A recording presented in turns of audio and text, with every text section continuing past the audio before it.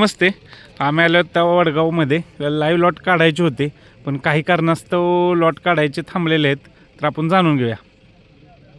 बोला. नमस्कार. आज आपण बघू शकता या ठिकाणी लाईव्ह लॉट काढण्यासाठी आम्ही सगळी कमिटी आणि बैलगाडा मालक या ठिकाणी उपस्थित झालेले आहेत. पण काही बैलगाडा मालक असतील किंवा बैलगाडा शौकीन असतील आणि लांबून येणाऱ्या लोकांचं, औरंगाबाद असेल, जालना असेल, कोकणातून असेल, विदर्भातून असतील, त्या लोकांचा एक आग्रह होता की आज किंक्रात आहे, त्या किंक्रातीच्या निमित्तानं की लॉट्स काढू नये अशा बऱ्याच लोकांचा आम्हाला फोन आणि निरोप या ठिकाणी आम्हाला प्राप्त झाले.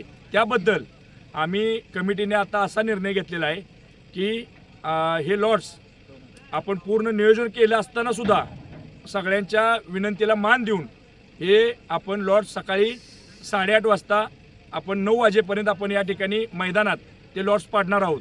आणि हे अखिल भारतीय बैलगाडा संघटनेच्या पदाधिकाऱ्यांना विश्वासात घेऊन हा निर्णय घेतलेला आहे.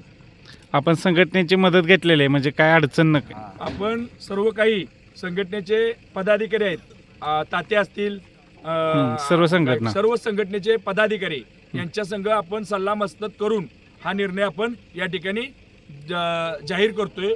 उद्या सकाळी याच ठिकाणी 9 वाजता बरोबर लॉट्स पाडले जातील. आणि जे बैलगाड्या लांबून येणार आहेत त्यांना एक विनंती आहे की आपण या ठिकाणी 9 वाजेपर्यंत जास्तीत जास्त नोंद करा आणि यात सहभागी होऊन हा कार्यक्रम अतिशय चांगल्या पद्धतीनं पार पाडण्यासाठी आपलं सहकार्य असो ही तुम्हाला आमच्या कमिटीकडनं विनंती.